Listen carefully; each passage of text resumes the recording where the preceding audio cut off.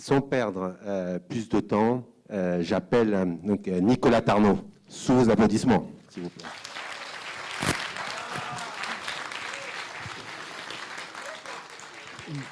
Bonsoir à tous. Je suis très content que vous soyez là ce soir pour cette soirée exceptionnelle avec un invité exceptionnel. Les inégalités ont toujours existé. C'est la thématique de cette soirée. Mais avant de commencer de travailler sur cette thématique, j'aimerais remercier infiniment Alfonso Lopez de Castro qui a œuvré pour que cette masterclass puisse se dérouler ce soir. Donc, merci de l'applaudir.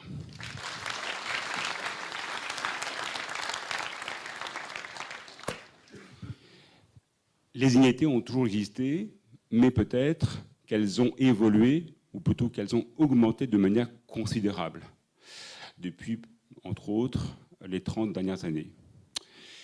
Il y a plusieurs types d'égalités, des inégalités entre les pays. Par exemple, les États-Unis représentent grosso modo 23% du produit interbrut mondial, contre 3% pour la France. On peut aller au niveau de l'entreprise. Les GAFAM aujourd'hui pèsent près de 4 200 milliards de dollars. Chiffre considérable, puisque si nous devons le comparer avec un PIB tel que la France, ça représente 1,5 fois le PIB de notre pays. Et enfin, inégalité entre les individus.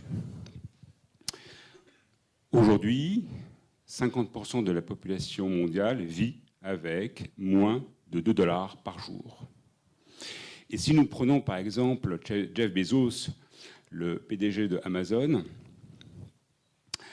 l'année dernière, consécutif de l'évolution de l'action en bourse, il a gagné près de 2500 dollars à la seconde, soit 215 millions de dollars par jour.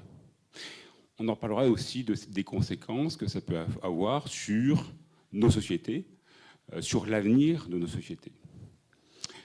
Si rien ne change au niveau des inégalités, d'ici 2030, c'est-à-dire dans une dizaine d'années, selon les experts, les 10% les plus riches devraient posséder 70% de la richesse mondiale. Donc des chiffres qui aujourd'hui ont du sens et qui méritent peut-être qu'on puisse s'interroger sur les tenants et les aboutissants. Aujourd'hui, en 2019, les 5 Américains les plus riches possèdent près de 500 milliards de dollars, soit davantage que le PIB de la Belgique. Juste 5 personnes. Et si on prend les 20 personnes les plus riches dans le monde, ça représente une fortune de 1200 milliards de dollars. Voilà. Donc, pour essayer de décortiquer le sujet des inégalités sociales, puisqu'aujourd'hui, c'est un sujet qui fait parler de lui-même à la fois dans les médias en France et dans le reste du monde. Thomas Piketty, qui est notre invité, un invité exceptionnel, connu par ses pairs. J'en parlais l'autre jour avec un académicien qui me disait effectivement que c'était l'économiste le plus connu dans le monde aujourd'hui. Et donc, il nous fait l'honneur d'être présent ce soir pour parler des inégalités aussi bien en France comme dans le reste du monde. Thomas Piketty a écrit de nombreux ouvrages depuis près de 25 ans. Il est directeur d'études à l'école des hautes études en sciences sociales et professeur à l'école d'économie de Paris. En 2013, il a sorti Le Capital au XXIe siècle, un ouvrage qui s'est vendu à plus de 2 millions d'exemplaires dans le monde. Et donc, il a fait le tour du monde et il a pu avoir aussi une expérience de terrain, de rencontres auprès d'hommes et de femmes, d'académiques, de professionnels, de jeunes. Et je crois qu'il pourra nous en parler à ce niveau-là. Des rencontres lui ont permis aussi de préparer l'ouvrage qui est derrière nous, c'est-à-dire Le Capital, Capital et idéologie. Et donc, j'aimerais que vous puissiez applaudir chaleureusement Monsieur Thomas Piketty.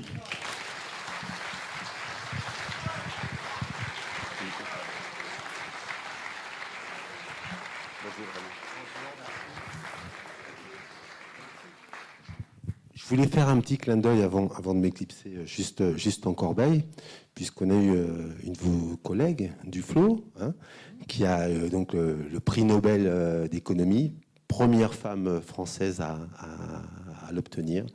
Donc, comme on vous a, une petite pensée pour elle et félicitations. Voilà, merci. Merci, Alfonso. Thomas Piketty, avant de rentrer dans le vif du sujet, de ces rencontres que vous avez faites dans le monde depuis 2013, qu'est-ce que vous en avez tiré? Qu'est-ce que vous avez appris de ces rencontres avec tout ce public? Je veux dire d'abord merci pour cette invitation. Je suis très heureux d'être ici. J'ai vraiment hâte de répondre à vos questions, de discuter. Ces voyages, tous ces débats, m'ont appris tellement de choses que je peux même pas. J'ai du mal à imaginer ce que j'aurais écrit comme livre suivant si j'avais pas eu cette expérience. C'est-à-dire cette expérience d'aller partout dans le monde, beaucoup de pays où j'avais très peu été. Enfin, j'avais été un peu en Chine, en Amérique latine, en Afrique, mais quand même beaucoup moins qu'aux États-Unis. Les universités américaines, je connaissais déjà bien. Donc là, j'ai appris moins de choses. Mais par contre, beaucoup de pays où j'avais très peu été et où j'ai rencontré des étudiants, des chercheurs, des personnes de la société civile. J'ai fait des débats dans des chaînes télé au Brésil, en Chine, en Indonésie. Ça m'a appris, disons, j'ai vu les limites aussi de mon livre précédent. Et ce livre-là, c'est aussi une façon d'essayer d'aller plus loin. C'est-à-dire que c'est vrai que mon livre précédent était très occidentalo-centré, de façon générale. Alors c'était en partie parce que les sources historiques... Moi, mon travail de chercheur part de sources historiques, et notamment des traces qu'ont laissées les archives financières, les archives fiscales. Donc, par exemple, en France, l'impôt sur le revenu est créé par la loi du 15 juillet 1914, ce qui veut dire que depuis 1914, on a des déclarations de revenus qui ne sont pas une source parfaite, parce que des fois les gens racontent des choses dans la déclaration de revenus qui ne correspondent pas exactement à la réalité. Mais quand il n'y en avait pas du tout, quand il n'y avait pas d'impôt sur le revenu au XIXe siècle, là, vous avez rien du tout sur les revenus. Donc vous avez dans le système fiscal du XIXe siècle en France, c'est la contribution sur les portes et fenêtres, par exemple. Donc vous avez plein de statistiques sur le nombre des portes et fenêtres des habitations par département. Bon, c'est très intéressant, mais vous n'avez rien sur les revenus, vous n'avez rien sur les successions. Donc le système fiscal détermine ce qu'on peut aussi apprendre sur une société. Et c'est vrai que dans mon livre précédent, j'avais moins traité des pays en dehors des pays occidentaux parce qu'il y avait l'accès à ces sources était plus difficile. Mais il y a d'autres sources qu'on peut utiliser. Le fait de rencontrer beaucoup de gens en Inde, au Brésil, en Chine, a permis d'ouvrir certaines de ces sources, de mettre la pression sur les gouvernements. C'est aussi ça, un des bénéfices de tous ces débats que j'ai pu avoir dans beaucoup de pays, c'est que voilà, vous avez des gens, des chercheurs qui vont vous aider à mettre la pression sur les administrations du pays, des journalistes qui vont vous aider. Quand vous vous retrouvez à faire des débats en direct à la télé, au Brésil, en Inde, et vous coincez un ministre qui vous dit « Ah ben non, mais là, on va vous ouvrir cette source de données », et 6 mois plus tard, il ne l'a toujours pas donné, bon, vous remettez une pièce dans la machine avec les journalistes pour vous aider à mettre la pression. Finalement, tout ça a permis d'ouvrir des sources que j'exploite maintenant dans ce nouveau livre, d'autres sources aussi sur les attitudes politiques face aux inégalités. Donc voilà, j'ai du mal à voir en fait comment j'aurais continué à avancer sans cette expérience. Et puis bon, ça donne à réfléchir, quoi, parce qu'on a plein de questions qu'on n'attend pas forcément, on n'a pas forcément les réponses, et j'aurai pas forcément les réponses ce soir, et ça va m'aider pour la suite. Donc voilà, il y a la phase d'écriture, d'enfermement qui est formidable, et puis la phase de discussion, de débat et un peu de tour du monde. Bon, là, pour l'instant, celui-là est disponible qu'en français, mais il sort en espagnol en novembre. Il sort, et puis surtout, après, il sort en anglais, en chinois, en allemand, un peu partout en janvier, février et mars. Donc là ce sera reparti pour un tour un peu plus lointain. Mais en attendant, je suis content d'avoir le temps de débattre ici. Alors, Thomas Piketty, vous qui êtes observateur depuis toujours, entre guillemets, le monde va vite. Il y a la révolution technologique qui est passée par là, Internet, des flux d'informations depuis une vingtaine d'années. On parle peu, je pense, dans le débat économique, souvent de la dimension de l'échelle temps, c'est-à-dire que le court terme est de plus en plus court et le long terme est de moins en moins privilégié par les acteurs économiques. En tant que chercheur économiste, comment vous avez appréhendé ces 20 dernières années qui sont arrivées très vite puisqu'aujourd'hui, on s'aperçoit que le monde est quand même dominé par quelques entités américaines, un peu chinoises, mais tout ça va très vite. On a du mal à voir on a du mal à voir l'évolution de cette nouvelle économie. Oui, et en même temps, il y a quand même des ressemblances avec des choses qui sont passées dans le passé, et en particulier pendant ce qu'on appelle souvent la première mondialisation financière de la fin du 19e siècle, du début du 20e siècle, entre 1880 et 1914. Il y a quand même aussi beaucoup de points communs qui permettent d'éviter de répéter certaines erreurs, et en particulier l'absence de régulation financière pour calmer le jeu parfois sur le système financier, les problèmes d'inégalité qui, quand elles dépassent certaines limites, ne sont absolument plus utiles pour l'innovation, pour la croissance. Donc avoir un peu d'inégalité, c'est bien, et puis quand ça prend des proportions invraisemblables, ça ne sert plus à grand-chose sur la croissance, et puis ça alimente énormément de frustration qui, si on n'apporte pas un traitement démocratique, pacifique, peut nourrir tous les replis identitaires, xénophobes. Et ça on l'a vu déjà, toutes les crises qui se déroulent entre 1914 et 1945 sont en partie le produit de ces inégalités. Et c'est vrai que moi je me méfie. Aujourd'hui, on a tendance, il y a beaucoup de nos amis, les techno-milliardaires de Facebook et compagnie, aiment bien nous servir un discours en disant oui, non mais c'est le son du passé, on s'en fout parce que c'était un autre monde. Aujourd'hui, l'innovation, c'est quand même un monde autrement plus mobile, autrement plus dynamique.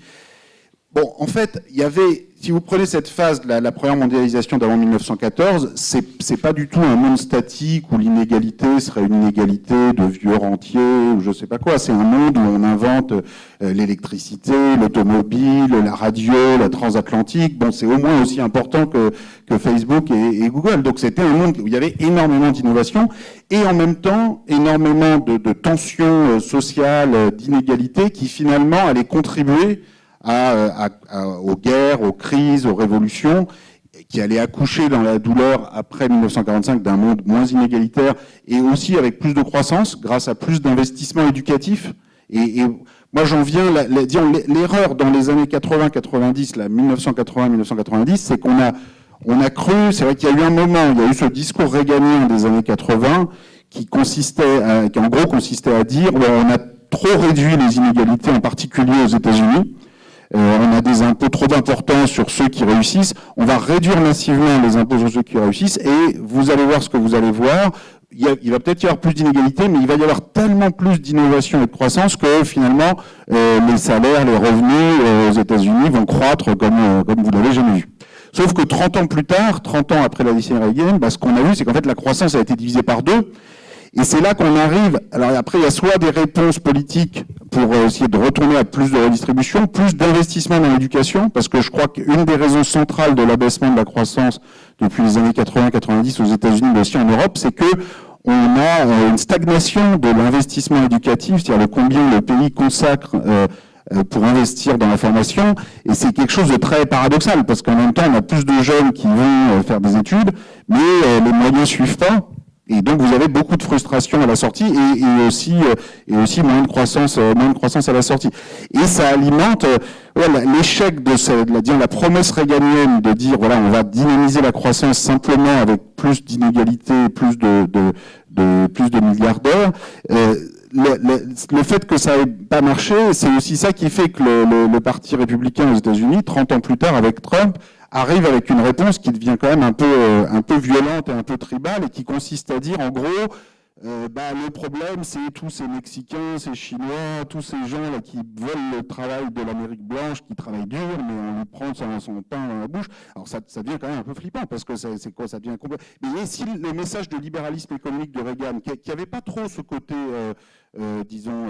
raciste. Enfin, il n'était pas toujours très tendre avec les minorités aux États-Unis non plus, Reagan. Hein, mais par rapport à Trump, c'était le libéralisme économique apaisé. Mais comme ce libéralisme n'a pas marché, en tout cas n'a pas donné la croissance des salaires, des revenus qui avaient été promise, et que beaucoup de gens aux États-Unis, des lecteurs de la classe moyenne ou des classes populaires, se sont sentis abandonnés par le mouvement de mondialisation, c'est ça qui a ouvert la voie pour un discours aujourd'hui de dire, en fait, voilà, le problème, c'est tous ces ennemis, tous ces étrangers là qui vous entourent, et si moi je leur tape dessus, vous allez voir que ça va aller mieux. Bon, sauf qu'en fait, évidemment, ça ne va rien résoudre du tout, mais au passage, ça peut faire des dégâts, et on le voit en Europe dans des configurations différentes.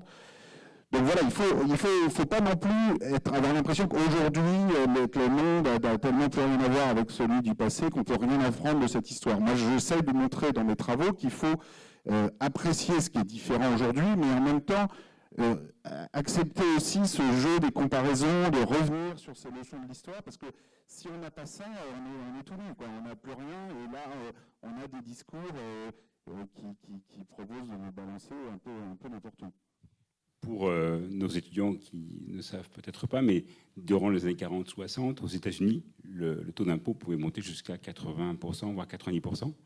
Les années 80, Reagan, qui va déréguler l'économie, ensuite en France. Et parce que je vais arriver à cette question suivante sur la nationalisation des pertes et la privatisation des profits. Finalement, on a inventé le crédit aux États-Unis pour compenser la baisse du pouvoir d'achat des salariés. Et donc, on arrive au subprime, à la crise des subprimes et conséquences.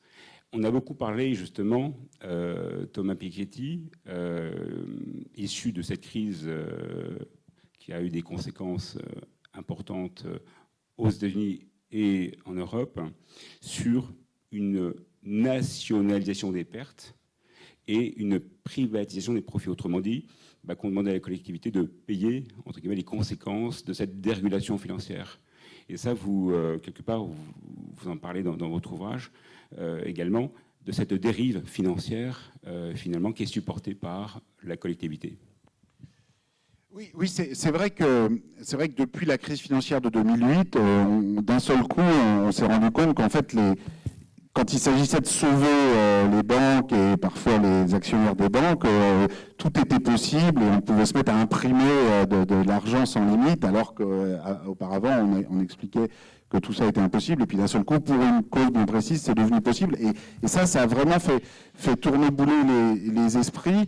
Je veux revenir une seconde sur ce que vous disiez, effectivement, sur l'expérience des États-Unis des années 40, 50, 60, parce que c'est quelque chose qui est peut-être mal connu, mais qui est très important de rappeler que, disons, le taux moyen d'imposition, c'est-à-dire combien les gens payent en impôts en moyenne, que ce soit en impôt sur le revenu, mais aussi en taxes sur la consommation, en cotisation sociale, aux États-Unis, n'a jamais été évidemment de 80-90%. C'était uniquement pour les plus hauts revenus, les très hauts revenus. Si on prend la moyenne du taux d'imposition, c'était en gros, tout impôt confondu, c'était 10% du revenu national au début du XXe siècle. C'est monté jusqu'à 40%, parfois 50% en Europe. Aux États-Unis, c'est monté à 30% à peu près aujourd'hui.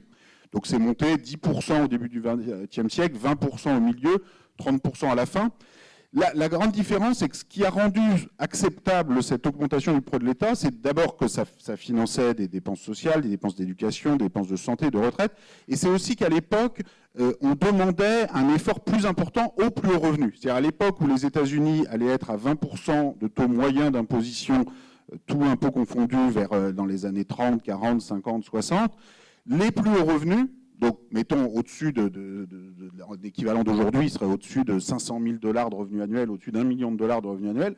Là, vous étiez à 70, 80, 90%. Et donc, les personnes qui étaient plutôt dans la moyenne ou à 2 ou 3 fois la moyenne, donc sur des revenus plus élevés que la moyenne, mais pas 500 000 $ ou 1 million de $ par an, acceptaient de payer 20 ou 30% d'impôts, parce que aussi, ils savaient que les personnes plus riches qu'eux payaient à 70, 80, 90%. Et alors c'est ça qui a beaucoup changé ces 20, 30 dernières années. C'est qu'aujourd'hui, on a beaucoup de personnes qui vont gagner un peu plus que la moyenne, parfois 2, 3, 4 fois plus que la moyenne, mais qui vont se mettre à refuser les impôts qu'on leur demande parce qu'ils ont l'impression que les gens qui sont à 10 fois, 20 fois, 100 fois la moyenne, eux parviennent à contourner tout ça, et ce qui est parfois vrai. Et là, c'est là que ça mine vraiment l'acceptation, le contrat fiscal et social de base. Et l'autre élément qui mine ça, avec donc cette absence de justice fiscale, c'est le fait, effectivement, ce que vous décriviez très bien comme la nationalisation des pertes, la privatisation des profits. C'est-à-dire qu'au moment où on a des faillites, là, par contre, on sort le carnet de chèques public, la Banque centrale européenne, la Federal Reserve américaine, qui vont sauver les banques privées du désastre. Et là, il faut se rendre compte, depuis 2008, ce qui s'est passé, c'est-à-dire que, donc en 2008, on a la crise financière qui arrive aux États-Unis, en partie, comme vous le rappeliez, du fait de l'excès d'endettement des ménages américains. En gros, le deal avec les ménages américains dans les années 90-2000, c'était de dire, bon, bah, vos salaires augmentent peut-être pas beaucoup, voire ça stagne franchement. Le salaire minimum américain, actuellement, le salaire minimum fédéral, c'est 7,20 $ par heure. En 1970, si vous le mettez en dollars d'aujourd'hui, c'était 10 $ par heure. Donc ça a baissé de 30%. C'est quand même assez rare quand même pour un pays en un demi-siècle par temps de paix. Alors, il y a certains États en Californie où ils sont en train de le monter à 12, 13 et ils prévoient 15 $ par heure. Mais au niveau fédéral, c'est 7,20 $. Donc ça a vraiment stagné et même baissé dans les années 80, 90, 2000. Et la compensation, d'une certaine façon, des autorités politiques américaines, ça a été de dire, bon, mais c'est pas grave, vous allez tous vous endetter, on va lâcher les vannes du crédit, comme ça vous allez avoir l'impression d'être riche malgré votre salaire qui stagne. Bon, sauf que tout ça, c'était un jeu un peu assez dangereux, parce que c'est ça qui a contribué à la crise financière de 2008, avec les excès d'emprunts immobiliers gagés sur des revenus insuffisants. Donc quand tout s'est écroulé, beaucoup de personnes se sont retrouvées avec d'énormes emprunts sur le dos, avec des fois des emprunts d'une valeur supérieure au prix de leur maison qui avait chuté, bon, des conséquences sociales extrêmement négatives. Et c'est là que la réponse aux États-Unis et en Europe depuis 2008, ça a été de sauver les banques, ce qui en soi n'est pas forcément une mauvaise chose, parce que c'est vrai que là, il y a eu le traumatisme de la crise des années 30, où ça avait commencé de la même façon, avec un début de faillite bancaire en 1929. Et là, l'idéologie à l'époque des banques centrales, c'était ce qu'on appelait l'idéologie liquidationniste, c'est-à-dire on va liquider les mauvais établissements. Et puis, bah, tant pis pour eux, l'économie finira par repartir. Sauf que c'est toute l'économie qui s'est liquidée toute seule. C'est-à-dire toutes les banques sont parties en faillite, en cascade, les unes après les autres. Il y a eu un taux de chômage aux États-Unis de 30% en 1932-1933. Hitler arrive au pouvoir en Allemagne. Tout ça, c'est fini avec la Deuxième Guerre mondiale. Et tout le monde est ressorti de tout ça avec l'idée, bon, c'est bien joli votre histoire liquidationniste, mais la prochaine fois qu'on a des faillites bancaires, on va quand même limiter la casse. Et sans doute, on a bien fait en 2008 de limiter la casse.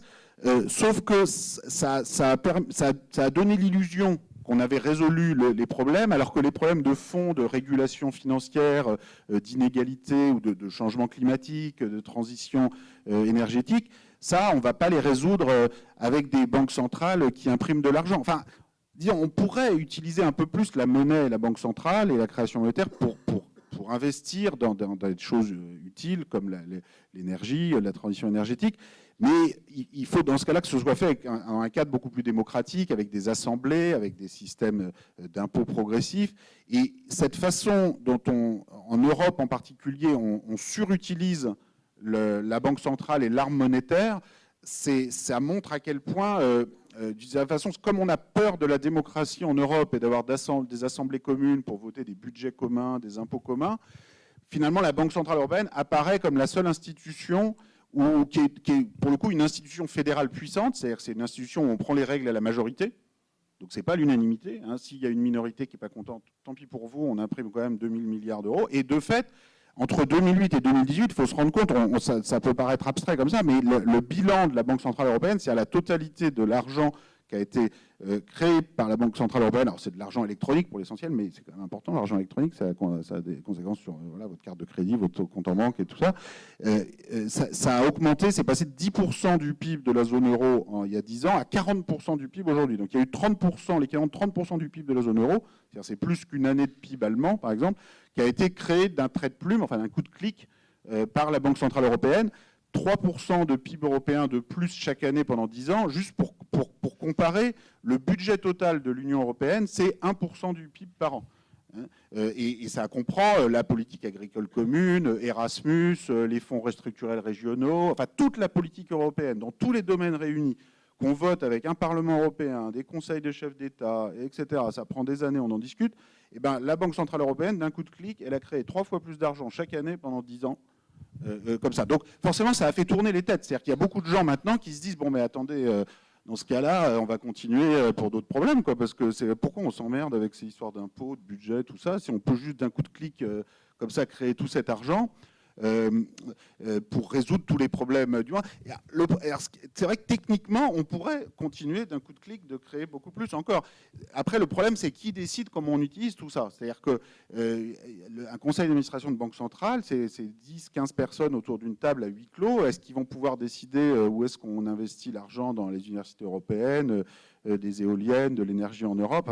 Et il y a un problème de gouvernance démocratique. C'est-à-dire qu'à un moment, vous avez besoin de débats au grand jour, avec tous les partis politiques, toutes les opinions représentées. Alors c'est peut-être compliqué de faire adopter tout ça par des assemblées, mais le contournement de la démocratie par juste le conseil d'administration de la Banque centrale, ça a pour conséquence qu'à la fin, l'argent n'est pas forcément utilisé dont il faudrait. Et comme vous disiez, ça peut finalement permettre de sauver des personnes, parfois même ça crée des nouvelles vagues de bulles financières, immobilières, et les personnes qui profitent à la fin de cette révolution monétaire ne sont pas forcément les personnes que vous aviez envie d'aider au début.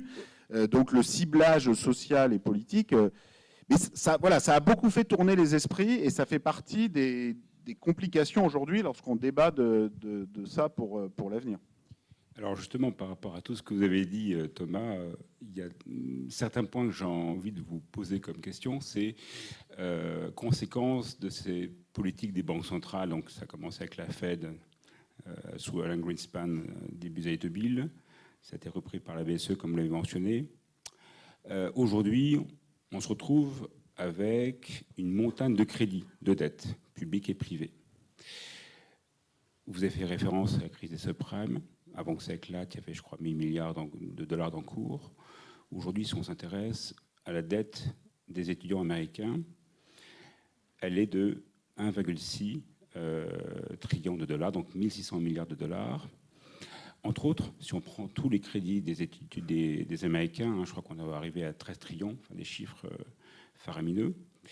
Je ne fais pas d'analogie, mais est-ce que la prochaine crise, finalement, ne va pas être un éclatement du marché obligataire, où d'ailleurs des obligations en sous-jacent, il y a donc des dettes XY. Et comme vous le savez, aux États-Unis, le financement de l'actif immobilier pour les ménages souvent se fait sur une valeur hypothétique. On fait du refinancement de nouveau. Ma question, c'est est-ce que de nouveau, on ne va pas revivre une crise financière consécutive d'une bulle obligataire qui va éclater, et car comme pour conséquence, eh bien, une dépréciation des actifs financiers et immobiliers avec à la clé du chômage? Oui, bon, moi je suis pas prévisionniste, et je pense que tous ces crises dépendent de tellement de facteurs que je me garderais bien d'essayer de prédire quand est-ce que ça va arriver, etc. Mais ce qui est certain, c'est que tous les éléments sont réunis pour avoir des nouveaux mouvements de panique financière potentiellement encore plus importants que ce qu'on a eu, parce que c'est vrai les banques centrales se sont lancées un peu dans une opération de course-poursuite avec les banques privées, c'est-à-dire que disons, pour résumer, la réalité de tout ce qu'il y a à posséder, c'est-à-dire, en gros, le capital d'un pays, ça va être, il y a l'immobilier, les immeubles, et il y a les entreprises, pour résumer. Le capital national d'un pays, la valeur totale de tout ce qu'il y a à posséder, ça peut être, en gros, pour simplifier, moitié-moitié, l'immobilier et les entreprises. Ça va représenter, la réalité économique de ce qu'il y a à détenir, ça va représenter, mettons, 6 années de produit intérieur brut, 6 années de production. C'est-à-dire, si la production par habitant est à 30 000 euros par habitant, ou 35 000 euros par habitant, le capital par habitant va être de 200 000 euros. Donc ça veut dire quoi, juste pour fixer les autres? Ça veut dire que si tout le monde avait la même production par habitant en revenus, le revenu moyen serait 35 000 euros, mettons 2 500 euros par mois, 3 000 euros par mois, si tout le monde avait pareil. Et si tout le monde possédait pareil, le même niveau d'immobilier, d'actions en bourse, chacun posséderait 200 000 euros. Alors, évidemment, la réalité, c'est qu'il y en a qui possèdent beaucoup plus, d'autres qui possèdent beaucoup moins. Mais juste, la réalité de tout ce qu'il y a à posséder, c'est 6 années de PIB, et c'est, mettons, 200 000 euros par habitant. Mais simplement, par-dessus ces actifs réels, c'est-à-dire ce capital réel qui est possédé par les gens, vous avez des titres financiers où tout le monde emprunte à tout le monde.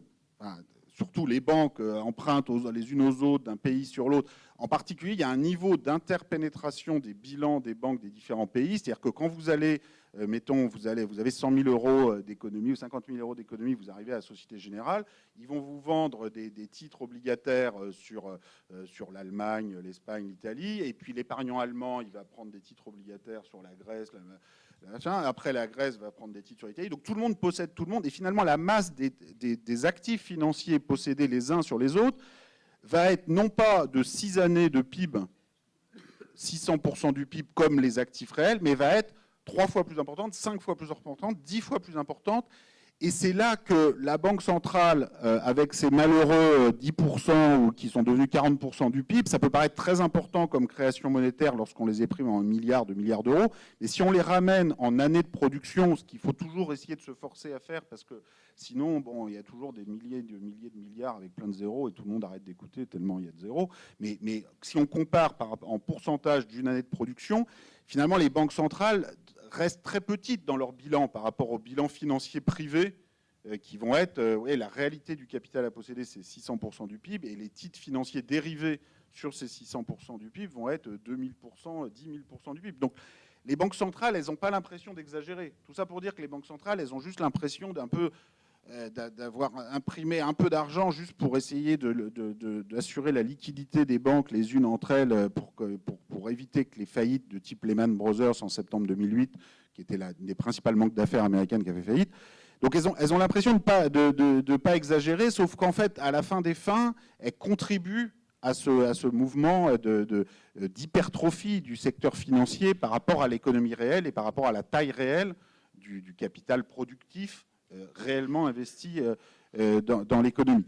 Donc, bon, oui, tout ça peut dégénérer. Après, moi, ce qui m'intéresse le plus, et c'est de ça dont j'essaye de traiter dans mes livres, c'est d'essayer de voir, quel que soit le moment, les types de crises qui peuvent être financières, qui peuvent être politiques, qui peuvent être sociales, c'est de voir quel type de débouché, c'est-à-dire quel nouveau type de mode de régulation publique en termes de budget, de régulation, d'impôts, de système fiscal, de système éducatif, de système financier aussi. Parce que souvent, il y a eu un peu une attitude par rapport à toutes ces évolutions consistant à dire, bon, de toute façon, voilà, on ne peut rien y faire et voilà, il faut juste attendre la crise ou la révolution ou une conflictualité sociale tellement extrême que tout le système capitaliste va s'effondrer. Bon, pourquoi pas? C'est possible qu'il faille en passer par des crises très violentes pour que les choses changent. Ça a souvent été comme ça dans l'histoire.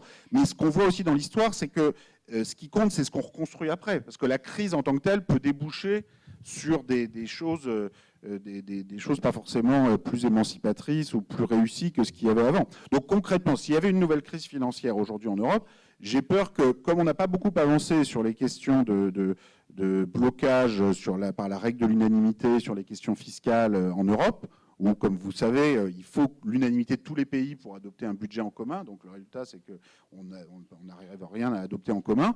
Et comme il n'y a que la Banque centrale qui est capable de prendre des décisions à la majorité vite et rapidement, qu'en cas de nouvelle crise, en fait, on refasse appel à la Banque centrale pour réimprimer des tonnes et des tonnes d'argent, ce qui, sur le coup, réglera le problème, mais ne réglera pas les problèmes de fond.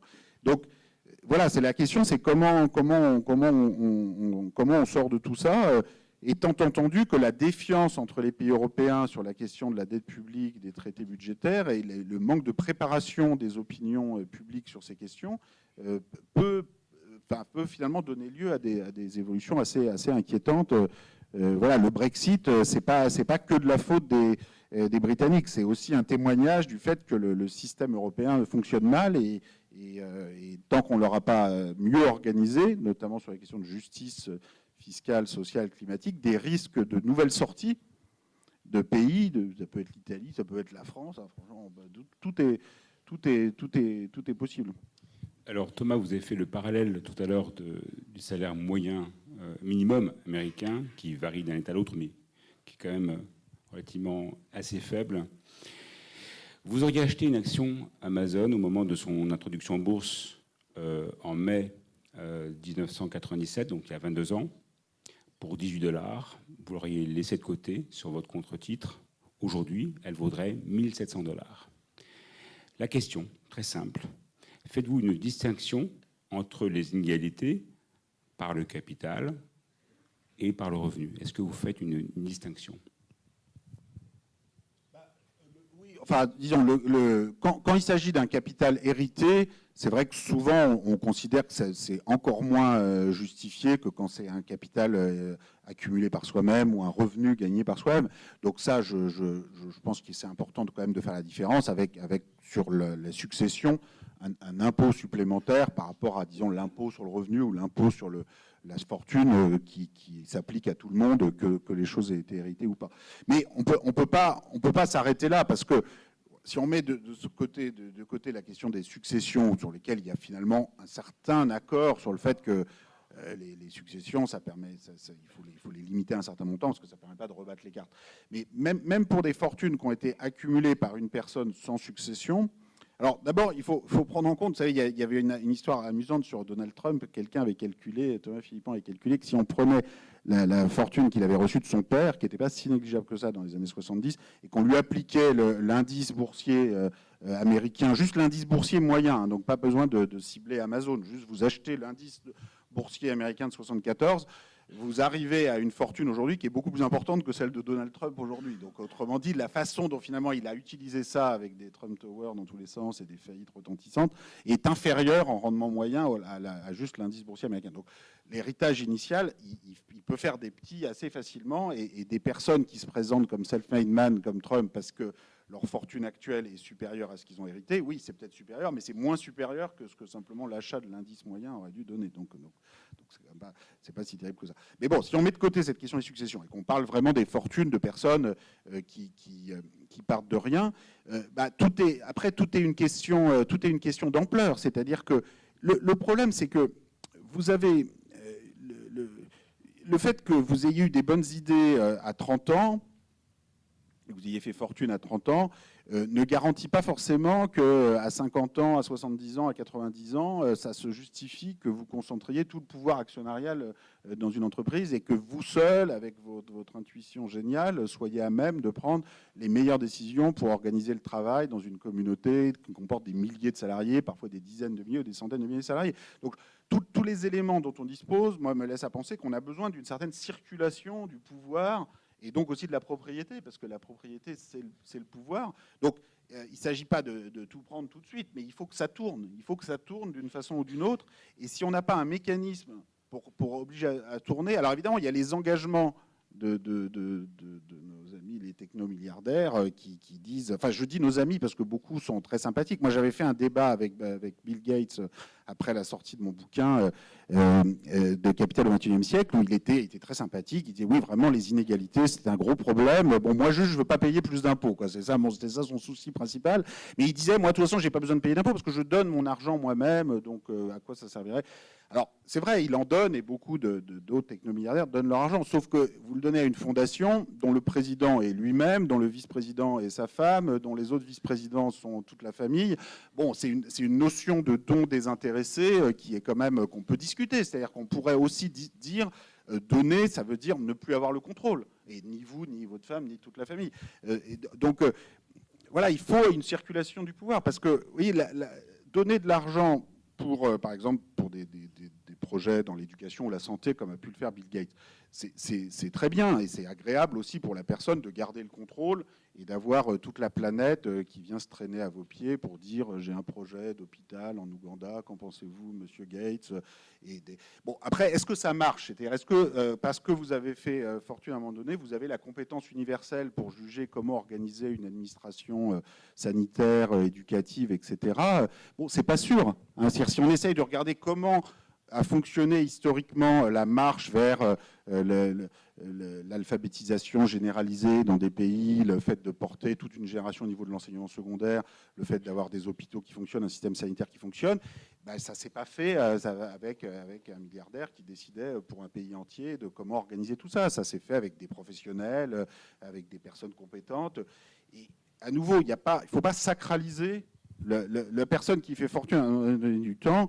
Bon, Bill Gates, il n'a pas non plus, il n'a pas inventé les ordinateurs tout seul, quoi. C'est-à-dire, il y a des chercheurs en informatique fondamentale qui n'ont pas mis leur carnet de chèques à la fin de chacun de leurs articles pour palper à la fin. Donc, voilà, il y a des bonnes idées, il faut les récompenser, mais il faut en même temps une circulation du pouvoir, un peu de modestie, parce que, voilà, c'est pas... Enfin, tout à l'heure, vous rappeliez mon livre 2 millions d'exemplaires. Bon, c'est super, ça fait beaucoup d'argent, mais sauf que c'est pas parce qu'un livre se vend à 2 millions d'exemplaires qu'il est 1000 fois mieux que tous les livres qui se vendent à 2000 exemplaires. Enfin, je veux dire, c'est pas... Moi, j'ai eu vachement de chance. C'est aussi, il y a un côté spéculatif. C'est comme quand vous achetez une marque, achetez un produit, il y a un moment, voilà, tout le monde en parle, tout le monde se dit, tiens, faut l'acheter. Bon, il y a un côté, il y a une part de chance. Et puis, vous bénéficiez, moi, j'ai bénéficié de tous mes collègues qui m'ont donné des idées. Bon, bah, après, ils récupèrent pas les droits d'auteur. Le système éducatif, moi, m'a tout donné en France, etc. Donc, moi, mon expérience là, bon, qui est beaucoup plus modeste que Bill Gates, mais qui représente quand même quelques millions, m'a confirmé dans le fait que, au-delà d'un certain niveau, oui, il faut rendre 90% à la communauté parce que la propriété, elle est toujours sociale dans ses origines. Elle dépend de plein de forces sociales, de plein de personnes qui n'ont pas mis leur carnet de chèques à la sortie de tout ce qu'ils vous ont apporté. Donc oui, à la fortune, mais la fortune raisonnable et à la fortune qui circule. Et on ne peut pas juste croire sur parole ceux qui disent oui, oui, je vais la faire circuler, pas besoin de m'obliger à quoi que ce soit, je vais faire tout ça tout seul. Donc si vous devenez une marque, vous allez de côté en bourse prochainement alors? Non, bon, non, mais alors attendez, vous allez rigoler, mais moi, mon banquier, par exemple, de Société Générale, enfin, je ne vais pas dire l'adresse, mais là, je pense que toutes les agences auraient dit pareil. L'adresse, hein. Non, parce que je pense que tout le monde m'aurait dit la même chose, mais quand j'ai touché des droits d'auteur importants, il m'a dit, non, mais attendez, vous allez quand même pas payer l'impôt personnel sur le revenu là-dessus, vous allez transférer immédiatement vos droits d'auteur à une société, pas d'impôt sur le revenu, et puis quand vous aurez besoin d'un peu d'argent ou de marier votre fille, bah, vous vendrez des actions de la société, au mieux vous paierez un peu de taux sur les plus-values, mais c'est quoi cette histoire de payer l'impôt sur le revenu? Enfin, mon banquier me regardait en disant, mais quand même, mais c'est absurde, ça se fait pas, enfin c'est pas correct. Et c'est quand même un peu gonflé de me sortir ça. Bon, moi j'ai payé l'impôt sur le revenu, et voilà, franchement, je ne suis pas à plaindre. Hein, donc. Si vous étiez allé en Irlande, pour les auteurs. Oui, mais pour mon banquier, qui à nouveau n'était pas une banque privée super sophistiquée, hein, qui était vraiment le guichet de base de la Société Générale, pour mon banquier, c'était une évidence qu'il ne fallait pas payer l'impôt sur le revenu normal. Et donc, ça donne une idée aussi quand même du sentiment du système qui... c'est-à-dire que, en fait, pour beaucoup de personnes, l'impôt sur les sociétés peut être le dernier impôt. C'est-à-dire que si vous vous débrouillez, vous pouvez structurer vos affaires, éventuellement dépenser sur votre carte de société. Enfin, vous pouvez faire plein de choses qui font que ça devient le dernier impôt. Et si cet impôt, qui est le dernier impôt, converge vers 10% ou vers 0%, pour tous ceux qui utilisent ce genre de mécanisme fiscal, ça pose quand même de sérieux problèmes. Parce que le reste de la population qui n'a pas accès à ces mécanismes fiscaux, à un moment... peut assez naturellement se dire, écoutez, on en a marre de tous ces trucs-là, et nous, on ne veut plus rien payer non plus, chacun pour soi. Et, enfin voilà, ça mine le contrat de base. Alors, avant que vous deveniez coté en bourse, une question. Aujourd'hui, il y a 18 millions de gens très aisés dans le monde. Alors, très aisés, pour appartenir à ce club, c'est au moins $1 million en dehors de la résidence principale. C'est un chiffre dont le pourcentage augmente chaque année à 2 chiffres, donc c'est un chiffre qui est évolutif, notamment avec les nouveaux riches des pays asiatiques. Dans votre ouvrage, Capital et idéologie, vous faites allusion à justement ces nouveaux riches, l'envol de cette nouvelle population. Question très simple, en quoi c'est un danger pour nos démocraties ? D'abord, d'un point de vue économique, si la promesse de Reagan de dynamisation de la croissance avait été tenue, ce ne serait pas un danger, ça pourrait être une très bonne chose. Le discours de Reagan dans les années 80, dans l'absolu, il aurait pu être vrai. Donc je rappelle, lui, il disait, écoutez, on a été trop loin dans la réduction des inégalités. De fait, aux États-Unis, le taux appliqué aux plus hauts revenus, en moyenne de 1950 jusqu'aux années 80, quand Reagan est arrivé au pouvoir, était de 75% sur les très hauts revenus. Donc Reagan a dit, moi je suis désolé, ça décourage l'innovation, je vais vous réduire ça à 30%, grosso modo, donc il a divisé ça par 2, et ça va peut-être augmenter les inégalités, faire plus de milliardaires, mais vous allez avoir tellement d'innovation de croissance que finalement tout le monde va s'y retrouver. Et dans l'absolu, ça aurait pu être vrai. Et beaucoup de gens toujours considèrent aujourd'hui que c'est vrai. La question, c'est est-ce que c'est vrai? Alors, Bon, qu'est-ce qu'on sait pour de vrai? Bon, d'abord, on ne sait pas tout, et je veux dire, on a des évolutions historiques. Moi, j'essaie de présenter beaucoup de données qui peuvent être interprétées de différentes façons. Mais il y a quand même un fait qui est assez frappant, qui est que la croissance américaine, en vérité, elle a été divisée par 2. C'est-à-dire que si vous prenez, ça c'est vraiment les données des comptes nationaux américains qui sont contestés par personne, le revenu national par habitant, il augmentait de 2,2% par an entre 1950 et 1980, ou entre 1950 et 1990, suivant, enfin, vous pouvez prendre les deux périodes. Si vous regardez la période depuis le milieu des années 80, ou mettons de 1990 à 2020, c'est de 1,1%. Donc ça a été divisé par 2. Donc ça rend quand même très très difficile de valider l'idée que ça a permis de dynamiser la croissance. Donc ou après, évidemment, vous pouvez aussi dire, en fait, la croissance s'apprêtait à être divisée par 4, et grâce à cette politique, on a limité les dégâts, elle a été que divisée par 2. Bon, mais moi, j'invite quand même ceux qui veulent défendre cette thèse à quand même bien s'accrocher, bien y réfléchir, bien valider dans tous les coins pour la défendre. Parce que faut expliquer, alors dans ce cas, pourquoi ça s'apprêtait à être divisé par 4, parce que ce n'était pas le cas des décennies précédentes. Donc, si vous n'avez pas la croissance, à quoi ça sert? Et là, vous avez des effets néfastes politiquement qui peuvent venir du fait qu'il y a une influence politique par le financement parfois des campagnes électorales, des partis politiques. Vous avez aussi le financement par des médias.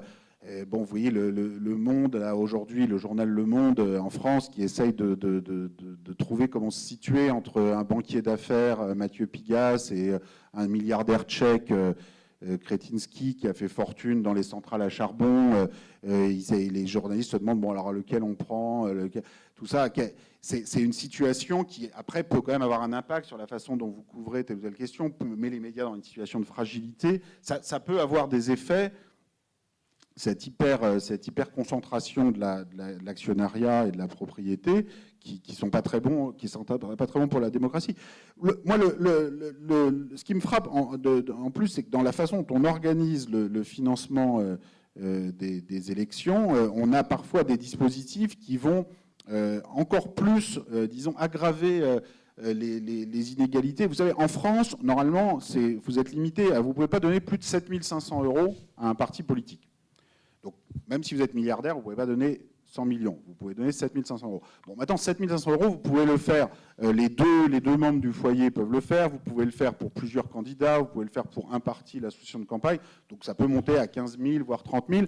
Bon, mais dans tous les cas, 7 500, quand vous êtes au SMIC, ça fait beaucoup, quand même. Mais le truc supplémentaire qui est assez fou, c'est qu'une fois que vous avez donné cette somme, les 2/3 sont en fait remboursés par le contribuable. C'est-à-dire que si vous donnez 7 500, vous avez une réduction d'impôt de 5 000 € qui se déduit de vos impôts. Donc en fait, à vous, ça vous a coûté que 2 500. Donc finalement, le reste des contribuables va vous subventionner de 5 000 € vos préférences politiques, bon, qui se trouvent quand même être assez marquées. C'est-à-dire que tout le monde a vu les financements de campagne d'Emmanuel Macron. Il avait plus de dons à Beyrouth qu'à l'île Tourcoing, toute la population de l'île Tourcoing réunie.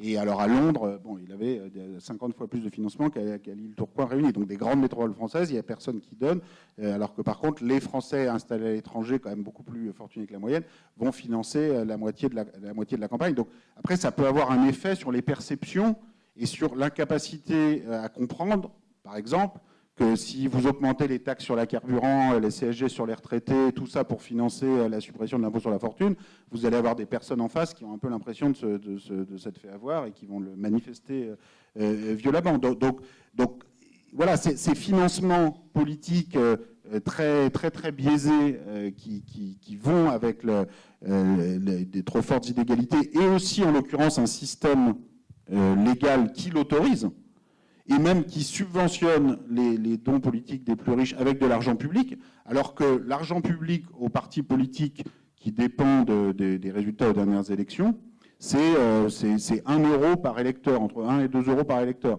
Et par contre, quelqu'un qui fait un don de 7 500 va avoir 5 000 € de subvention fiscale. Donc voilà, l'électeur de base, il a 1 ou 2 € d'argent public par an pour financer les partis politiques pour lesquels il a voté, et puis le plus riche a 5 000 €. Bon, là, c'est un truc qui marche complètement sur la tête, mais qui en même temps, moi je veux insister sur toutes ces questions, sur le fait que il y a un complot avec des grands méchants qui tirent les ficelles et qui ont décidé de mettre tout ça en place et ils sont tellement forts que personne n'y peut rien, etc.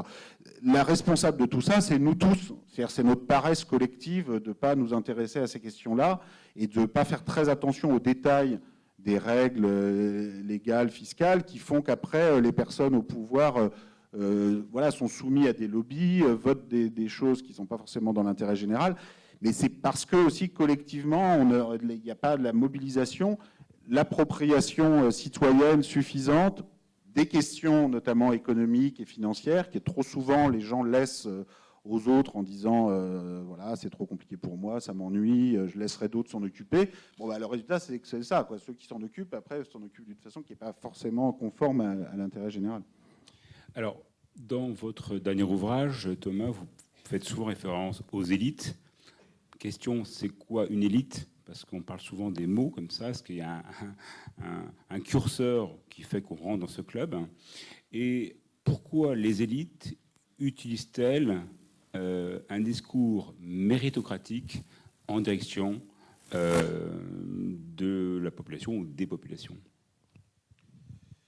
Ben, disons que, bon, d'abord, moi, soyons clairs, hein, je ne défends pas l'idée d'une société sans élite, complètement égalitaire. Je pense qu'un certain niveau d'inégalité et de stratification sociale est nécessaire et juste dans la mesure où différentes personnes aussi font différents choix de vie, ont différents objectifs et peut être nécessaire pour des raisons incitatives. Donc, après, la question, c'est où vous placez le curseur. Et moi, je n'ai évidemment pas de formule mathématique parfaite pour placer le curseur.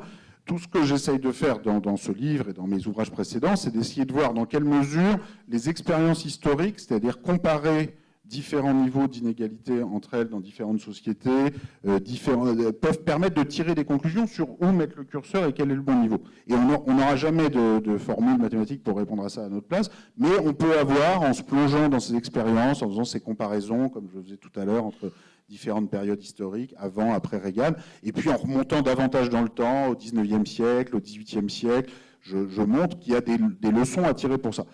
Le discours méritocratique est un discours qui, en gros, consiste pour les gagnants du système, et en particulier pour les gagnants du système économique, mais aussi souvent du système éducatif, à expliquer que leur succès vient de leur mérite, disons, pour résumer, et que ceux qui ont moins bien réussi, c'est parce qu'ils ont été peu méritants, ils n'ont pas fait beaucoup d'efforts, ils ont été... Alors, c'est un discours qui, forcément, à un certain niveau, peut avoir sa part de vérité. Ça serait absurde de nier que parfois, certains font plus d'efforts que d'autres.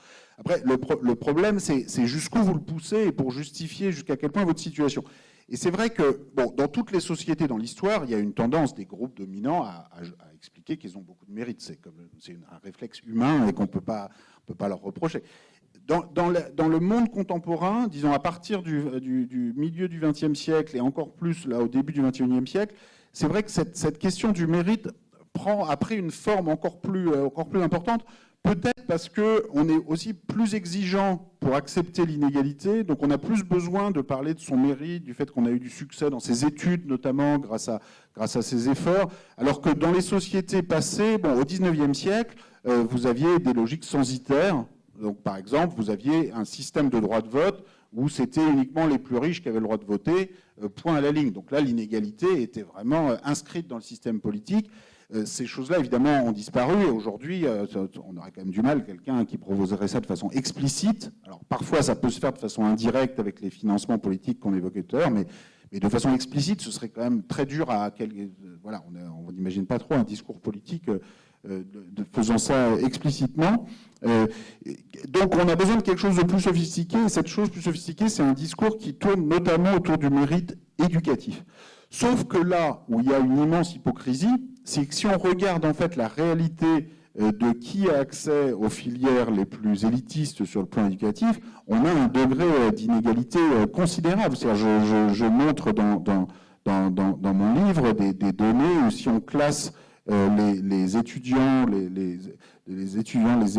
personnes issues d'une même génération en fonction du revenu parental, le pourcentage d'accès aux filières les plus élitistes, les plus sélectives, c'est quasiment une ligne droite avec le revenu parental. Je montre qu'il y a la courbe pour les États-Unis est particulièrement spectaculaire du fait des très forts droits d'inscription dans les universités américaines. La courbe, en gros, c'est-à-dire vous avez, ça va pratiquement de 0 à 100% suivant le revenu des parents. Alors, pas tout à fait, c'est-à-dire si vos parents sont très pauvres, vous avez quand même 20% de chance d'accès à l'enseignement supérieur. Si vos parents sont très riches, vous avez seulement 95% de chance. Donc, ça ne va pas de 0 à 100, mais vous avez une ligne droite qui va de 20 à 95. Et en plus, les universités auxquelles vous allez quand vous êtes tout en haut en termes de revenu parental ne sont pas du tout les mêmes que celles que vous allez quand vous allez tout en bas. Donc, il y a quand même une hypocrisie, disons un écart entre le discours théorique sur la méritocratie, l'égalité des opportunités, la mobilité supposée de la société américaine, et puis la réalité de ce qu'on voit quand on regarde ces données, qui est quand même un peu gonflé, quoi. Donc il y a un moment, il ne s'agit pas de dire, voilà, tout va être parfaitement égalitaire du jour au lendemain, mais si on pouvait quand même se donner, c'est toujours pareil, c'est essayer de se donner des cibles vérifiables. Et sur la question de la justice éducative, c'est vrai qu'on a beaucoup de discours. Donc, par exemple, en France, bon, on n'a pas ces droits d'inscription très élevés, quoique avec une partie des écoles de commerce qui sont quand même très chères. Alors, je sais qu'ici, cette école, justement, se finance par l'alternance de façon différente, et ça peut permettre à des personnes qui n'auraient pas eu les moyens d'accéder à la formation, mais malheureusement, ça reste un peu une exception. C'est-à-dire, dans le monde des écoles de commerce, vous avez quand même des droits d'inscription qui peuvent être un vrai frein, en tout cas qui peuvent créer un vrai endettement par la suite. Mais même quand il n'y a pas officiellement de droit d'inscription, et même quand tout est censé être gratuit, vous vous retrouvez avec un système qui est très inégalitaire en termes de quelle origine sociale on va sur quelle filière. Et après, vous avez des discours extrêmement hypocrites du type « Ah oui, mais quand même, on a mis en place des sacrées primes pour les enseignants dans des établissements de zones prioritaires. » Sauf que quand on regarde pour de vrai les données, et je cite les données, notamment à partir de travaux qui ont été faits par une doctorante de l'École d'économie de Paris, Asma Medanda, qui a utilisé les fichiers de paye de tous les collèges et lycées de France, et notamment de région parisienne, et vous vous rendez compte que, bon, bah oui, vous avez des petites primes pour les enseignants en éducation prioritaire, sauf qu'à côté de ça, vous avez 50% de contractuels en Seine-Saint-Denis contre 5% à Paris-Centre, que vous avez une expérience moyenne de 3 ou 5 ans des enseignants, et que tous les enseignants plus expérimentés, qui ont 20-30 ans d'expérience, et qui sont beaucoup mieux rémunérés, sont à Paris-Centre. Et donc, au final, si vous regardez, vous prenez tout en compte, y compris les primes d'éducation prioritaire, en vérité, le salaire moyen d'un enseignant suit une courbe qui est violemment croissante en fonction du pourcentage d'élèves issus de CSP++ dans l'école. Donc là, ça devient quand même complètement délirant. C'est-à-dire qu'on a un discours qui dit « Oh là là, on fait des sacrés efforts avec toutes ces primes d'éducation prioritaire », sauf qu'en fait, les primes ne suffisent même pas à combler l'énorme écart qu'il y a au départ en termes d'enseignants vacataires et d'enseignants peu expérimentés. Donc, comment faire face à ce type d'hypocrisie ? Moi, je pense qu'il faut accepter si on veut construire une norme de justice éducative qui inspire confiance, il faut se donner les moyens de mesurer ces choses-là, d'avoir beaucoup plus de transparence. Moi, j'essaye de le faire en montrant des graphiques qui sont assez éloquents et qui, je pense, ensuite peuvent donner la base à des revendications, alors, je sais que ça peut paraître un peu rébarbatif, tous ces chiffres, toutes ces statistiques, mais en même temps, vous voyez, sur la justice fiscale, si on n'avait pas développé des notions de barème en fonction du revenu ou en fonction du niveau de patrimoine de succession, vous auriez un système fiscal dans l'ancien régime, c'était on répartit par région, et puis après on laisse les fermiers généraux ou les gens se débrouiller pour répartir l'impôt en Bretagne, etc. Je ne dis pas que le système éducatif actuellement c'est comme ça, mais enfin, c'est un peu comme ça. C'est-à-dire que les inspecteurs de l'éducation nationale sont censés adopter plusieurs critères pour répartir les moyens, etc. Bon, à la fin, l'inégalité des moyens, elle va dans le sens que j'ai décrit là. Donc, refuser de compter les moyens, de compter les inégalités, c'est souvent, ça fait le jeu des plus riches. Et donc, qui, eux, n'oublient jamais de compter leurs affaires et s'en sortent très bien sans qu'on compte à leur place. Mais les plus pauvres, les plus modestes, ont besoin qu'on fasse cette comptabilité des impôts, des ressources publiques investies, si on veut un jour construire une justice éducative qui soit un peu plus crédible. Donc, vaut mieux être professeur à Louis-le-Grand que dans une ZEP. C'est sûr, ça paraît complètement évident quand on le dit comme ça, sauf que c'est vrai non seulement quand vous comparez Louis-le-Grand et la ZEP, mais si vous prenez l'ensemble des collèges et des lycées, oui, les salaires moyens des enseignants sont d'autant plus élevés que l'établissement est favorisé. C'est vrai en collège, c'est vrai en lycée. Et donc, voilà, c'est ça le mieux qu'on peut faire, mais si c'est pas ça le mieux qu'on peut faire, quelle est la cible qu'on se donne et comment on vérifie collectivement et on sanctionne collectivement le fait que la cible n'ait pas été atteinte. On reste dans le domaine éducatif. Vous allez aborder l'investissement éducatif, pourquoi il est important. On revient un instant aux États-Unis, pays paradoxal où le pire côtoie le meilleur dans beaucoup de domaines. Le système universitaire de l'enseignement supérieur est souvent privé. Et pourtant, on constate, vous le mentionnez dans votre dernier ouvrage, que le budget total de l'enseignement supérieur représente grosso modo 3%, alors qu'en Europe, il est compris entre 1 et 1,5%. Comment expliquez-vous un tel écart alors que ce système de l'enseignement supérieur est privé?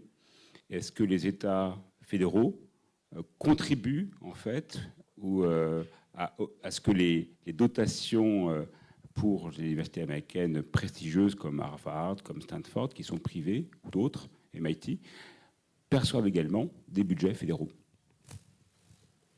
Alors, il y a des budgets à la fois de l'État fédéral notamment sur la recherche, qui financent indirectement, mais de façon quand même très importante, les universités. Et puis, il y a les budgets des États fédérés, de la Californie, par exemple, qui a un système d'université publique qui est assez bien financé et qui peut ressembler à certains États européens en termes d'importance du système public. Mais je veux dire aussi que, avant de voir les limites de ce modèle universitaire américain, il faut bien voir que, historiquement, effectivement, vous disiez les États-Unis, c'est le pire et le meilleur. Oui, c'est à la fois une certaine forme d'égalité, par exemple, au XIXe siècle, dans la population blanche par rapport à l'Europe, et en même temps l'esclavage, qui est la pire des inégalités. Vous avez 40% de la population du sud des États-Unis qui sont des esclaves, et l'esclavage a finalement été aboli dans les années 1860, mais il faut attendre un siècle de plus, des années 1960, pour que les personnes aient le droit de s'asseoir dans le même bus. Donc bon, les États-Unis, oui, c'est le pire et le meilleur. Enfin, il y a par rapport aux États européens, il y a eu des formes de suffrage universel plutôt et une relative égalité dans la population blanche.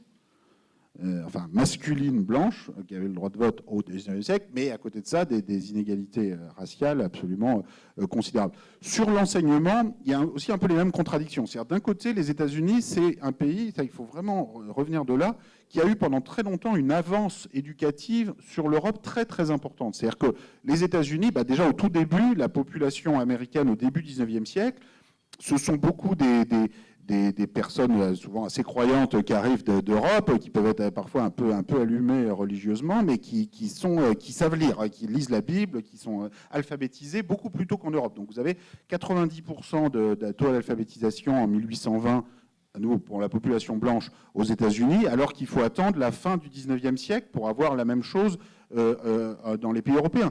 De même, dans les années 1950 aux États-Unis, vous avez quasiment 90% à la fin de l'enseignement secondaire.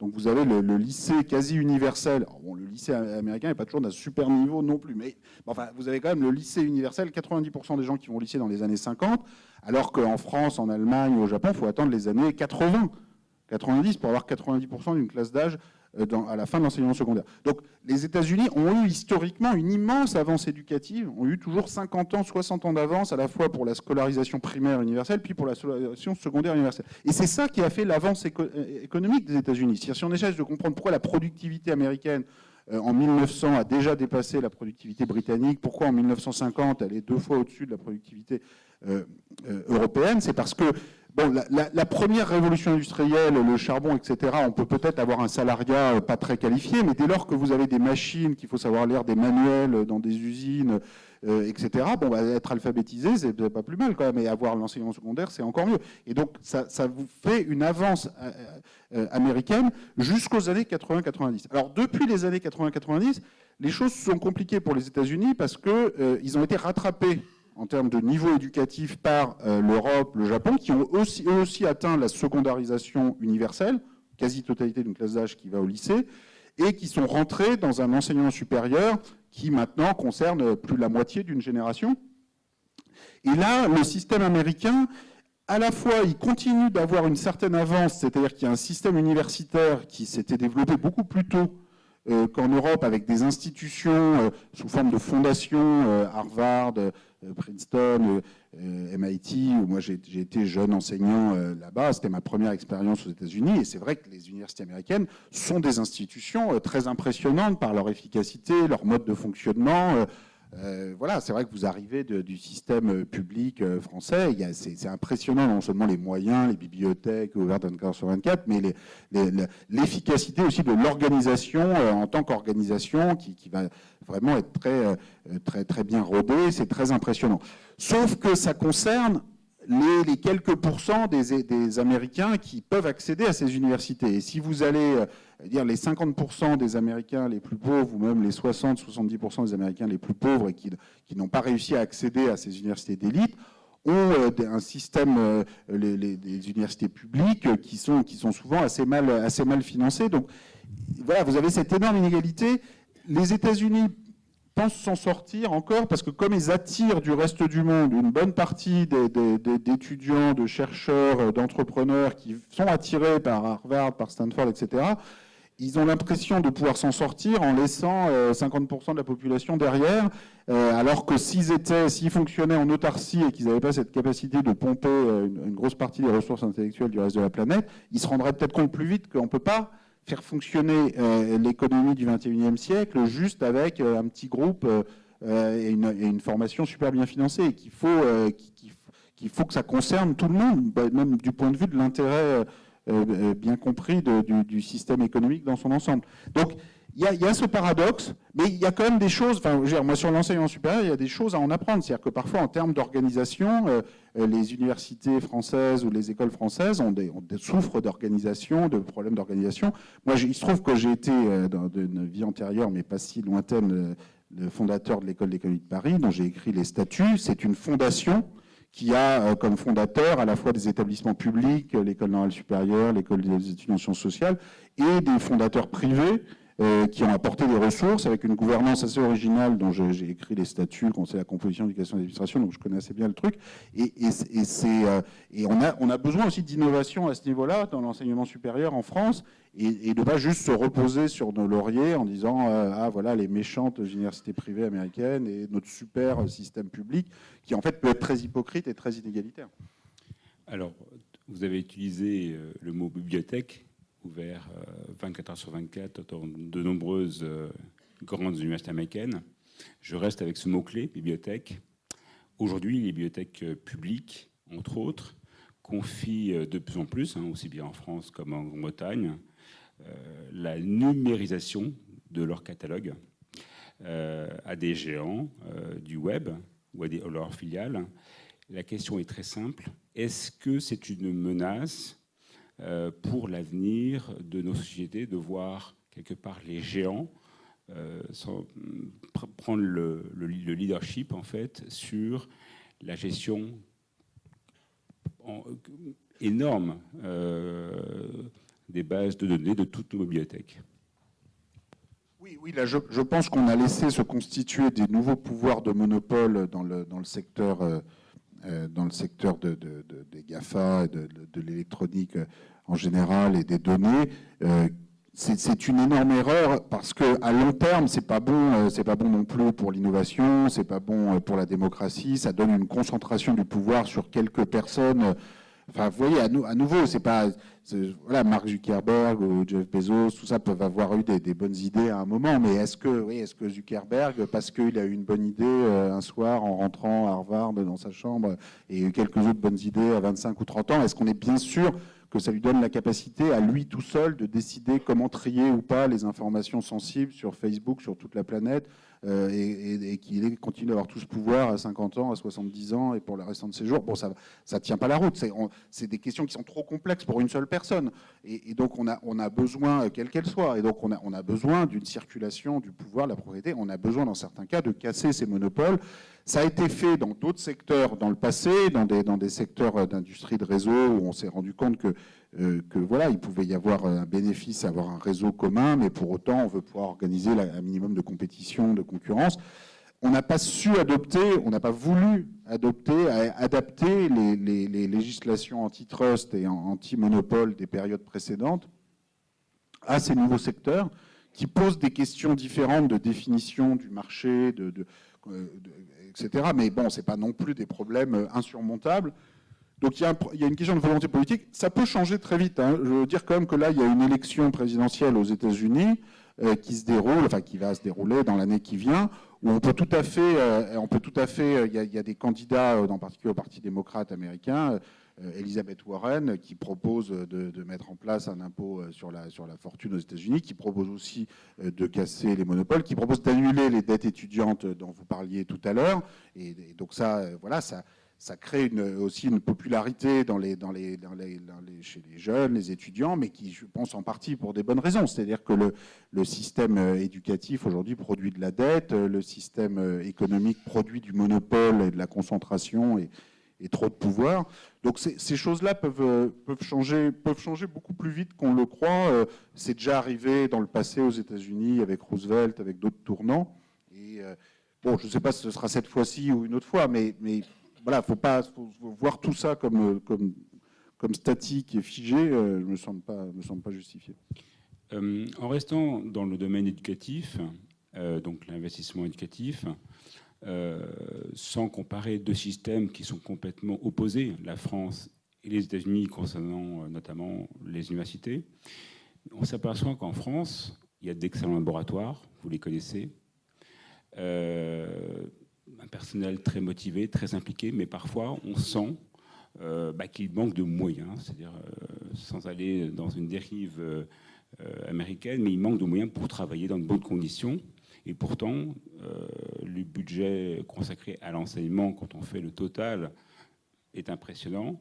Est-ce qu'il y a un problème de répartition budgétaire? Ou alors, selon vous, encore une fois, par rapport au revenu national, finalement, on a un pourcentage trop faible et qui fait que les moyens ne sont pas assez élevés, eu égard à d'autres pays, pas forcément aux États-Unis, les pays nordiques ont aussi d'excellents modèles, en Suisse également.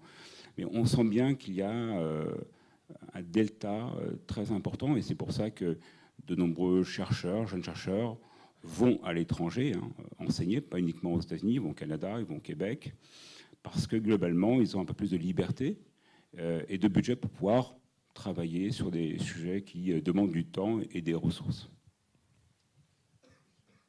Alors, il y a le modèle états-unien ou au Royaume-Uni, mais il y a d'autres pays européens comme l'Allemagne ou la Suède. La Suède, c'est un cas intéressant qui consacre des budgets plus importants que la France à l'enseignement supérieur et avec une égalité d'accès beaucoup plus forte que chez nous, un système moins élitiste, moins stratifié. C'est vrai qu'en France, ce qui est assez unique, c'est cette façon dont on met complètement de côté les élèves de classes préparatoires de grandes écoles, des élèves dans des filières universitaires ou des filières moins bien dotées que les classes préparatoires. Ça, c'est assez unique, cette façon dont on invente un système dual où on va de fait mettre 3 fois plus d'argent public par élève chez les élèves les plus sélectionnés après le bac. En Suède, vous avez l'ensemble, il n'y a pas de grandes écoles, de classes préparatoires, c'est l'ensemble du système universitaire. Alors après, il y a des universités qui peuvent être meilleures que d'autres, mais toutes vont avoir les mêmes financements publics, avec un attachement très fort à la gratuité absolue de l'enseignement supérieur. C'est-à-dire qu'en Suède, en Allemagne, c'est même pas 200 € ou 300 €, c'est zéro. Et à un moment, en Bavière, il y avait une tentative, il y a à peine 10 ans, d'introduire des droits d'inscription à 500 € ou à 1000 € à un moment. Il y avait eu un référendum en Bavière pour remettre ça à 0 €. Pourtant, la Bavière, c'est pas un endroit très gauchiste, hein, c'est pas du tout. Donc c'est vraiment, il y a une espèce d'attachement à la gratuité absolue. C'est intéressant parce que l'Allemagne et la Suède, c'est pas des pays sous-développés ou attardés. Donc c'est bien de regarder les États-Unis, le Royaume-Uni, mais il y a plein d'autres modèles d'enseignement supérieur qui peuvent marcher mieux que chez nous, qui peuvent être moins élitistes, moins stratifiés dès après le bac, avec plus un investissement global plus fort, et ça c'est quelque chose qui mérite d'être regardé. Alors, dans le cas français, ce qui est très clair, c'est qu'on a, sur les 10 dernières années, Le nombre d'étudiants a progressé très fortement, ce qui est en soi une très bonne chose. Ça a augmenté d'environ 20%. Sauf que le budget total de l'enseignement supérieur, lui, a stagné. Et alors, avec en plus énormément d'hypocrisie, parce que les gouvernements successifs nous disent « mais regardez, il a augmenté, on a épargné le budget de l'enseignement supérieur, il a même augmenté de 2% l'an dernier ». Bon, sauf qu'à chaque fois, il augmente de l'inflation, en gros. Donc, il ne faut pas non plus prendre les gens pour des imbéciles. A priori, les étudiants, les enseignants, ils savent calculer l'inflation, ils savent regarder le budget. Le budget, il a juste stagné en termes réels, il a juste suivi l'inflation sur les 10 dernières années. C'est-à-dire que le budget par étudiant, lui, a baissé de façon massive, et ça se voit, tout étudiant à l'université en France voit les amphis surchargés aujourd'hui par rapport à il y a 10 ans. Enfin, c'est pas que ça allait super bien il y a 10 ans, mais il y a clairement eu une diminution de la dépense par étudiant sur 10 ans. Ce qui, ça, est quand même problématique. C'est-à-dire qu'on parle de société de la connaissance, de l'innovation, etc. Et comment on peut arriver à des contradictions comme ça, alors que l'argent en question... Juste quand même pour cibler, pour fixer les choses, hein, le budget total de tout l'enseignement supérieur en France, université, école d'ingénieurs, tout ça, public, c'est de l'ordre de 10 milliards d'euros, 11 milliards d'euros. On a quand même dépensé, enfin ce gouvernement-là a dépensé sur l'impôt sur la fortune et sur la flat tax sur les intérêts et dividendes 5 milliards d'euros par an en début de l'année, donc c'est l'équivalent de 50% du budget de l'enseignement supérieur, entre 40 et 50%. Qu'est-ce qui prépare le mieux l'avenir? Est-ce que c'est d'investir 40-50% de plus dans l'enseignement supérieur, quand déjà on a laissé le nombre d'étudiants augmenter de 20% sans augmenter du tout les moyens, ou est-ce que c'est d'avoir le même argent pour des baisses d'impôts qui concernent quand même surtout, si vous regardez concrètement, vous avez surtout des contribuables ISF qui étaient plutôt des sexagénaires, voire septuagénaires aisés. Enfin, moi, j'ai rien contre les septuagénaires aisés. Hein. Il y a aussi quelques trentenaires, quadragénaires, il n'y en a pas beaucoup hein, dans la masse de l'argent dépensé. Est-ce que, pour préparer la suite, est-ce que c'est vraiment la meilleure façon de dépenser l'argent qu'on a? Ça se discute vraiment. Sur plus longue période, ce qui est frappant, c'est que le budget total investi dans l'enseignement en général, primaire, secondaire, supérieur, stagne depuis les années 80-90 à environ 6%, entre 5 et 6% du produit intérieur brut. Alors que il y avait eu une énorme progression au cours du siècle précédent. C'est-à-dire, c'était au XIXe siècle, c'était moins de 0,5% du PIB. Et là, c'était un système, la plupart des gens n'avaient pratiquement pas accès à l'école ou uniquement au primaire. Bon, c'est un autre monde. Ça a été multiplié par 10 en un siècle, qui a été un élément de prospérité, d'égalisation des situations. Et c'est vraiment ça la clé à la fois de la croissance économique et d'une certaine réduction des inégalités qui a eu lieu au cours du XXe siècle. C'est cette diffusion de l'éducation, cet investissement éducatif. Pourquoi ça a stagné depuis les années 80-90 ? Là, je veux insister sur le fait que c'est pas, à nouveau, il n'y a pas un complot, il y a un peu un concours de circonstances et on n'a pas su comment surmonter ces contradictions. En gros, à partir des années 80-90, dans tous les pays, on se dit le niveau total des prélèvements obligatoires des impôts a atteint un niveau tel qu'on ne peut plus trop l'augmenter. Il faut le stabiliser. Et c'est vrai que dans les pays européens, en France, en Allemagne, en Suède, on a atteint dans les années 80-90 45%, parfois 50% de prélèvements obligatoires dans le produit intérieur brut, alors qu'on était à même pas 10% au début du XXe siècle. C'est dû à l'augmentation des dépenses d'éducation, mais aussi de la retraite, des santé, qui a de la santé, des dépenses sociales qui font beaucoup plus que la dépense d'éducation au total. Et à ce moment-là, on se dit dans les années 80-90, on va stabiliser ça. C'est une décision compliquée. Hein. Je ne dis pas qu'on aurait dû dire tiens, on va passer à 70%, 80%. Enfin, on peut peut-être l'augmenter un petit peu, mais ce n'est pas anormal qu'on se soit dit bon, à un moment, il va falloir qu'on peut mieux répartir les impôts. Ça, c'est une chose, mais le montant total, on ne peut pas augmenter indéfiniment en part. Le problème, c'est que comme les dépenses de santé et de retraite ont, elles, continué d'augmenter en part du PIB, parce que c'est vrai qu'avec une population qui vieillit, c'est quand même très très difficile de ne pas augmenter un peu la santé et la retraite, ce qui restait pour les autres dépenses, donc en particulier sur l'éducation, a inévitablement un peu diminué, où ça a stagné, disons, avec au passage une hausse de l'endettement public pour financer tout ça, qui, à terme, pose problème, c'est-à-dire qu'il va falloir voir comment on se débarrasse de cette dette publique. Donc ça, c'est une question dont on n'a pas traité là, mais qui est une question importante, parce qu'il y a eu beaucoup d'autres dettes publiques importantes après la Seconde Guerre mondiale, dont on s'est débarrassé de différentes façons, pas forcément en les repayant pendant des décennies, qui nous est proposé actuellement dans les traités budgétaires européens. C'est pas sûr que ça tienne très très longtemps. En tout cas, c'est des problèmes politiques et économiques compliqués qu'on a devant nous. Et malgré tout ça, on a eu cette stagnation de l'investissement éducatif qui, je pense, est une des raisons de la stagnation de la croissance depuis les années 80-90. Moi, je pense qu'on pourrait quand même un peu augmenter les ressources. Et comme je disais, ça n'a pas besoin d'être des masses 1 ou 2 points de PIB. Déjà, ça ferait une différence considérable sur l'enseignement supérieur. Et simplement, ça permettrait de tenir la promesse qui a été faite à tous ceux à qui on a dit passez le bac, allez faire des études, vous allez voir, le monde sera merveilleux à la fin, et puis qui se sont retrouvés dans des conditions d'études vraiment lamentables parfois, et à qui voilà, il y a un peu un gâchis économique, mais aussi un peu moral quelque part. Et donc ça me paraît, à nouveau, hein, plutôt que consacrer tout à l'impôt sur la fortune, etc., ça me paraît quand même beaucoup plus important d'essayer de mettre le peu de marge qu'on a, parce qu'il n'y a pas non plus des marges budgétaires gigantesques, de mettre ce qu'on a sur l'enseignement, notamment l'enseignement supérieur. Par rapport à ce que vous avez dit, justement, sur... oui, juste un petit point. Merci, Alfonso. Il veut que juste une question. En fait, non, un point important, c'est en fait, nos étudiants ne se rendent pas compte qu'il y a une vingtaine d'années, en fait, les salaires étaient plus élevés.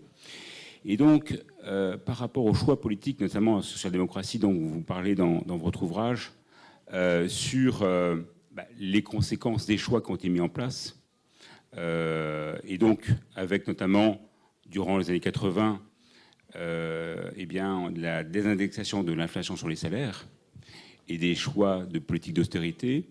En fait, qu'est-ce que vous pouvez dire pour conclure justement par rapport à un problème aujourd'hui français qu'on retrouve dans d'autres pays sur, eh bien, par rapport aux classes moyennes dont elles voient aujourd'hui finalement une rémunération du travail qui est relativement faible eu égard au coût de la vie?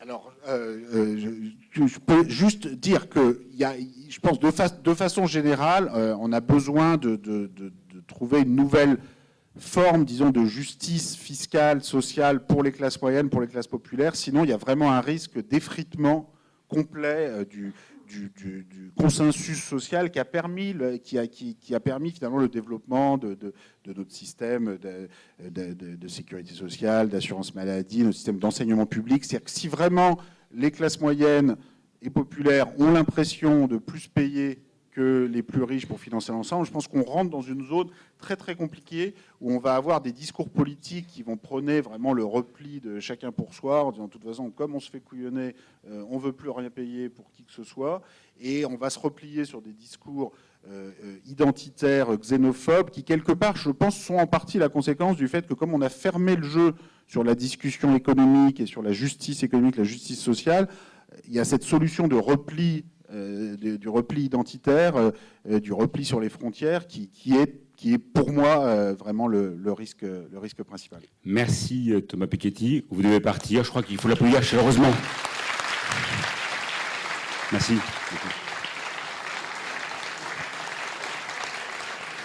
Merci beaucoup. Merci à vous tous. Merci à vous.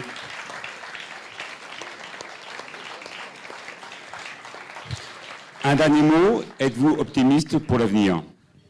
Oui, je suis raisonnablement optimiste. Je pense que vraiment, ça dépend, l'avenir appartient à nous tous. C'est-à-dire, je pense que le problème, c'est la sphère économique et financière qu'on a laissé se développer sans se l'approprier, nous tous. Et voilà, ce sont des questions trop importantes pour les laisser aux autres, et il faut chacun se les approprier, en tirer des conclusions éventuellement très différentes que ce que je tire à la fin de mon bouquin. Mais en tout cas, il ne faut pas laisser ces questions-là à d'autres. Voilà. Merci Thomas Piketty.